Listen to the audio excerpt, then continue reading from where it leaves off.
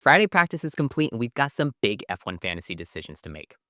Aston Martin rolled out the biggest upgrade package of the season, McLaren looked much stronger than they did at Spa, and Mercedes suddenly have some questions to answer. Let's get to work.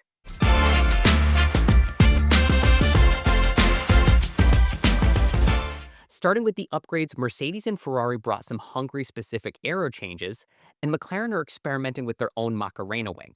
Plus, they have an all-new floor for this weekend. But the biggest story is Aston Martin. 16 upgrades covering every major aerodynamic surface. They have a new front and rear wing, new beam wing, new floor, new side pods, new diffuser, you name it. Adrian Newey and Aston Martin are throwing everything at this package to get them back into the midfield.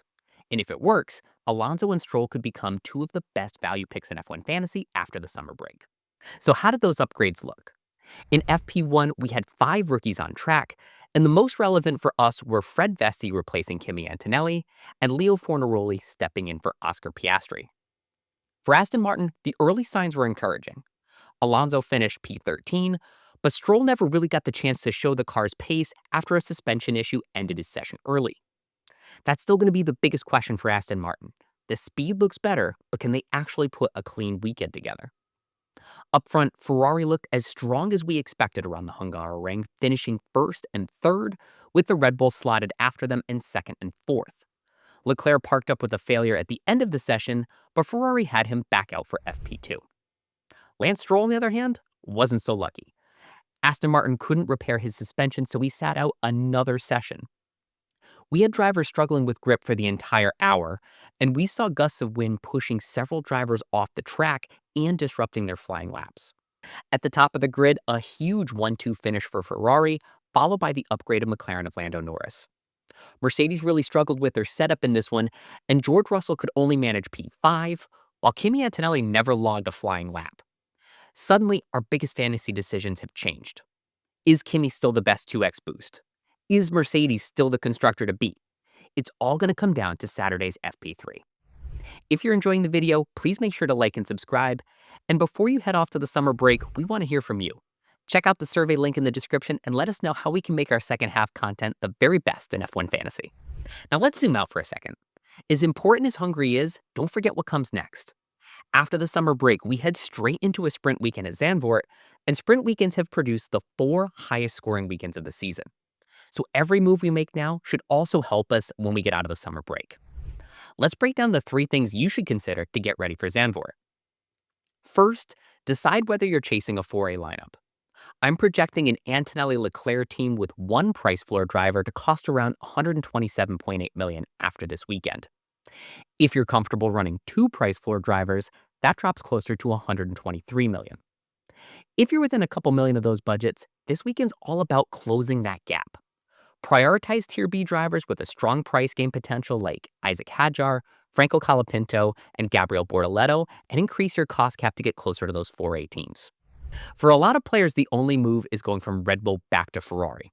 And if that's enough to field a competitive team this week, I'd seriously consider banking the second transfer for Zandvoort. Now, if Mercedes aren't looking good on Saturday, we might have to use more of our transfers and then consider other opportunities to get into a 4A lineup when the summer break turns over. And let's not forget about chips. Some players are saving their wild card to move into a 4A lineup, but that comes with a cost, because if Zandvoort turns into another wet sprint weekend, no negative could be one of the strongest chips of the season. So for me, I'm still leaning towards saving the wild card chip and planning my Zandvoort around no negative as it stands now. And of course, if you have the 3x boost and want to triple a top driver score across 3 events, Singapore can be a challenging circuit, so I'd look to Zandvoort for that chip as well.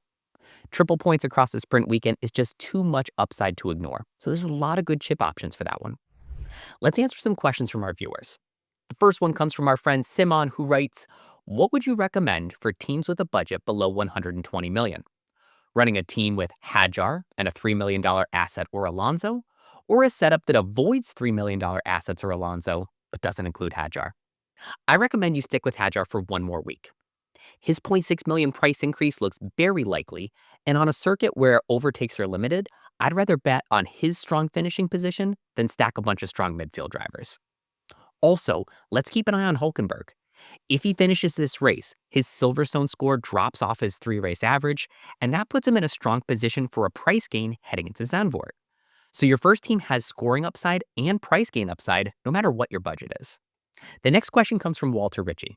He asks, how good do McLaren need to look for it to be worth swapping Red Bull back out?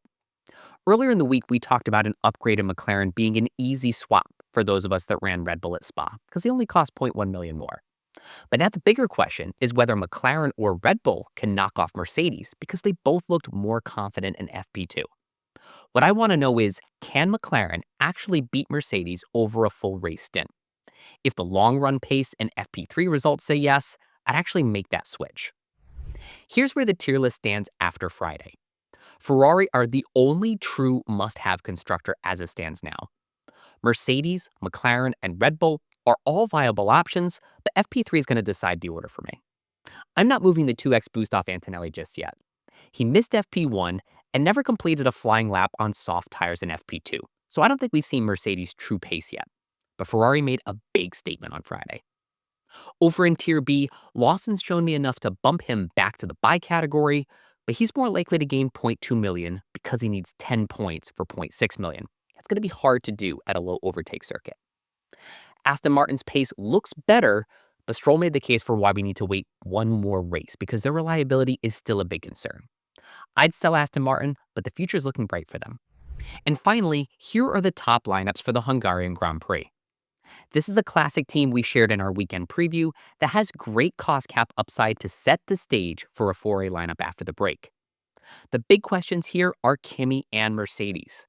If they don't get right in FP3, we could see a Ferrari driver as the 2x boost and McLaren replacing the Mercedes constructor. If Mercedes are on the back foot, I'd conserve transfers by keeping Antonelli, who should still be strong at Zandvoort, and taking a punt on McLaren. This is a high-end team with double racing bulls that cost 121 million, but you can swap Lawson to Bortoleto for 118.5 million, or go down to Nico Hülkenberg for 114.3 million. My verdict on 4A lineups this week is simple. If you've built the budget, go for it. If not, don't force it. This team costs 125.4 million and gives you the flexibility to boost Antonelli or Leclerc. Aston Martin proved that it's a week too early to run two $3 million drivers, so I wouldn't go any lower than double Audi with a team like this. Now, another scenario's opened up this weekend because if you bring in McLaren for Mercedes, this same team costs 123.8 million, so still quite expensive, but it might tempt a few of you. We have one last chance to hang out before the summer break, so you can catch us tomorrow at 9 a.m. Eastern, 2 p.m. in the UK, and we'll answer all of your questions ahead of the Hungarian Grand Prix. Until then, thanks for watching.